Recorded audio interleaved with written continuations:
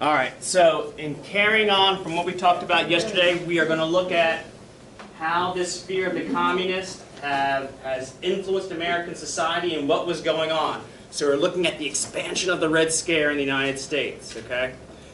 Yesterday we talked about the Zimmerman, not the Zimmerman telegram, the long telegram, which kind of gave us some information about the psyche of the Soviet Union, okay? And it caused us to move forward with this idea or this policy of containment. Keeping the Soviet Union in check. Don't let them go out and expand their areas. Standing up to the bullies, okay? That was one thing that kind of set America off during this time period. The other thing is going to be a Soviet clerk, okay, from the Soviet embassy is going to defect to the Canadians during this time period, late 40s, early 50s, okay?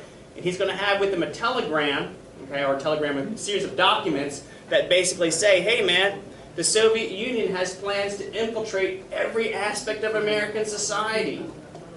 They're trying to sneak in teachers, they're trying to sneak in college professors, they're trying to sneak in people at the State Department. They want to infiltrate the society from the ground up, okay, in order to subvert it and maybe flip it to become a communist country, okay? When this information got out, the country kind of went buck wild, all right? People were like, the communists, they're everywhere, they're trying to take over the country, they're under every rock. We're kind of dealing with a situation like that, which brings us into our new Red Scare, okay? Think about after the First World War, communism comes to Russia, okay? There was a lot of social unrest in America, a lot of striking workers and stuff, okay? Folks thought everything was going to the communists, and maybe some were involved, maybe some weren't, okay? But we had that first Red Scare. Here we are after the Second World War, and we're experiencing the same kind of a thing. Another Red Scare. We're scared of the Chinese, or the communists. Okay? And so what's going to happen starting in Congress and inside the American government itself, we're going to start seeing crazy things popping up. Like we're going to start having things like the Loyalty Review Program, okay? It's a program to screen all federal employees. So if you're a federal employee, we're going to see if you're a communist or not. And then you're going to have to take a pledge, okay, to say that you are no way, shape, or form a communist. Now, anybody that has ever said anything, you know, done a pledge in the past or whatever, I know at least at one time, either you're thinking to yourself, yeah, I'm saying these words, but I ain't going to follow through with it, okay? Or maybe you had your fingers crossed behind your back. You know, I believe, honest to goodness, I didn't do that stuff, so I can have my fingers crossed, okay? So I don't know how effective this program was in terms of weeding out communists, okay, or proving American loyalty, but it just goes to show you to what extent folks were trying to go to in order to make sure there were no communists around. It is going to grow, okay, it's going to grow from simple oaths to we're going to have the House on Un-American Activities Committee, okay, HUAC, and it's a congressional committee, okay, designed to hunt down communists throughout all of our country, okay. It's going to give the director of the FBI, J. Edgar Hoover, nearly carte blanche, free reign to go over and find where communists are in American society. Okay? We think that the Mueller investigation, okay, or Trump thinks that the Mueller investigation that's investigating him is well above and beyond the pale. Okay? That has nothing in comparison to what was going on back during this time period.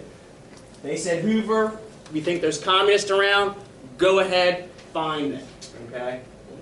And most folks are going to say, maybe that's a little bit funky, but every time we get to a point where folks are saying we should stop doing this, okay, something big in the news will happen, okay? Just like during the First Cold War, you know, we're fearing immigrants and everything. We had the Lindbergh baby kidnapping. Uh-oh, it's the communists. We had Sacco and Vanzetti. Uh-oh, outside agitators. Well, during this part, we're going to have, or during this time period, we're going to have Julius and Ethel Rosenberg, okay? And these two guys worked on the Manhattan Project. The project developed the first atomic bomb. And guess what? They were Soviet spies. Actually, they were friends with somebody who was a Soviet spy, and they passed secrets to the Soviet Union, okay? Whoa. Yeah, exactly. Whoa. All right? And that's going to set the Americans off. They're going to be like, I knew it. They were right. Hoover was right. There are communists everywhere. We've got to do something about it. Okay? Now, some folks say that they were wrongly accused. Okay? And now I think it's been proven that they were actually Soviet spies. But for a while, they were thinking that these guys were scapegoats. Folks believe that they were scapegoats. I'll show you a quick video clip of the hysteria that was revolved around these guys correct. When Ethel Rosenberg went to the electric chair, hers was not a pretty execution, okay? Typically, you think of the electric chair, you pull the lever, bzzz, they're done, okay? For Miss Rosenberg, I think they had to pull it 2 or 3 times for her to be officially pronounced dead, and I think she's one of those individuals that actually ended up catching on fire while in the electric chair. Okay, yeah, it's not, electric chair is not a very, very pretty means of executing people. But that's what was going on. But this goes to reinforce, the idea, or help reinforce the idea that, dang, communists are everywhere. We've got to be careful. They're stealing our secrets. They're hurting us in wartime, yada, yada, yada.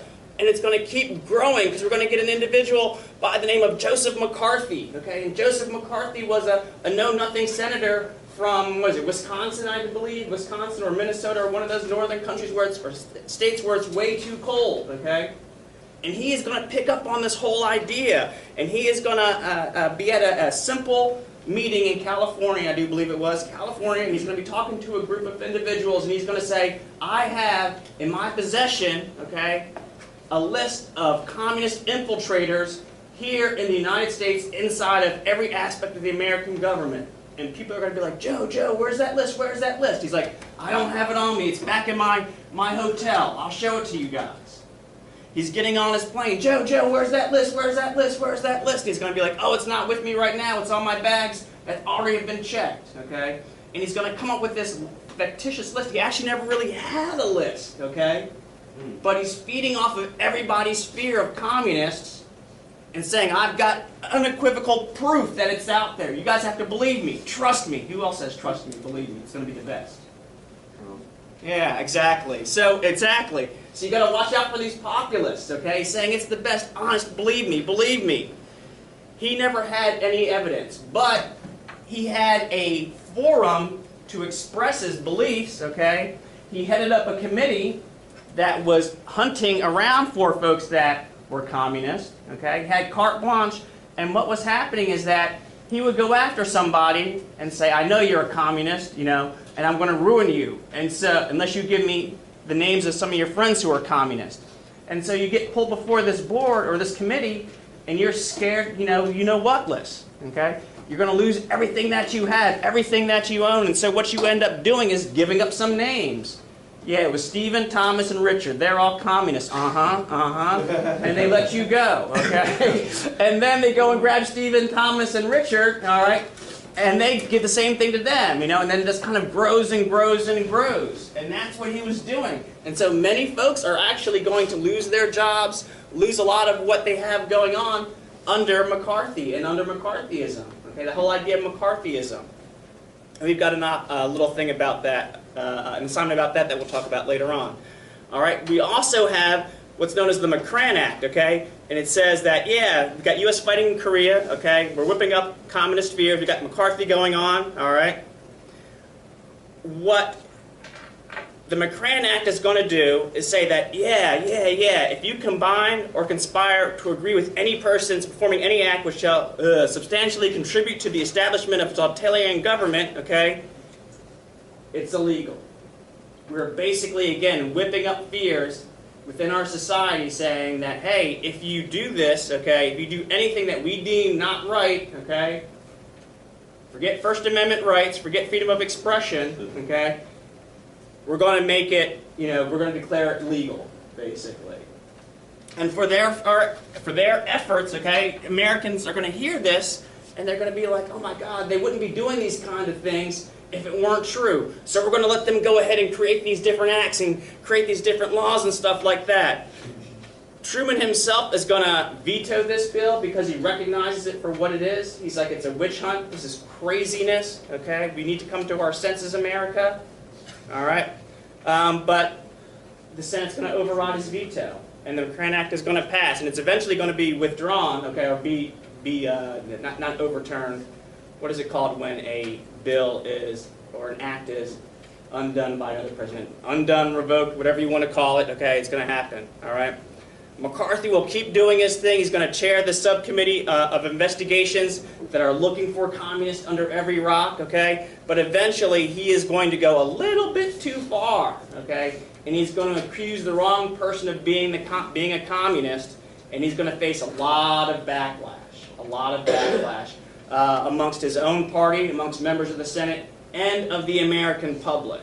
Okay? And for all of his efforts, for all of his fear-mongering, okay, McCarthy is going to eventually lose his Senate seat, okay, be sent back home packing where he will die an alcoholic. All right?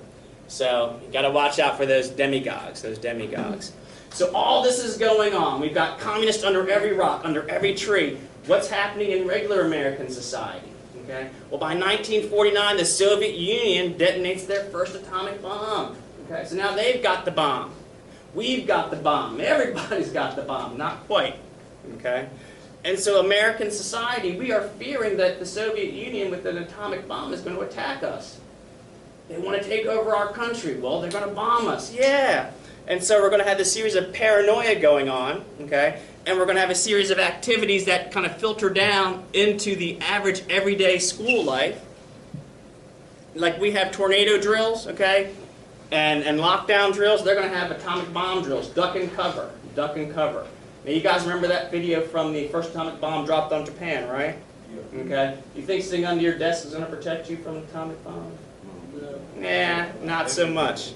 But yet that's what they did. In fact, there was good old public service announcements, okay, that talked about that. Folks believe that, yeah, we can survive a nuclear war if we duck and cover. Or, better yet, we can build our own fallout shelters in our basement. Okay, like we had that show Preppers on TV, okay? Doomsday Preppers, that's what folks would do. Build our own bomb shelter. We're going to have enough oxygen, water, food, everything that we need to survive, 6, 7, 9, 8 weeks underground, okay, until it's safe to come back above ground. Is the radiation? Do what? Is the radiation? Well, hopefully the radiation would be gone by that time. So yeah, but you're staying underground to keep away from the radiation, the initial effects of the blast, okay?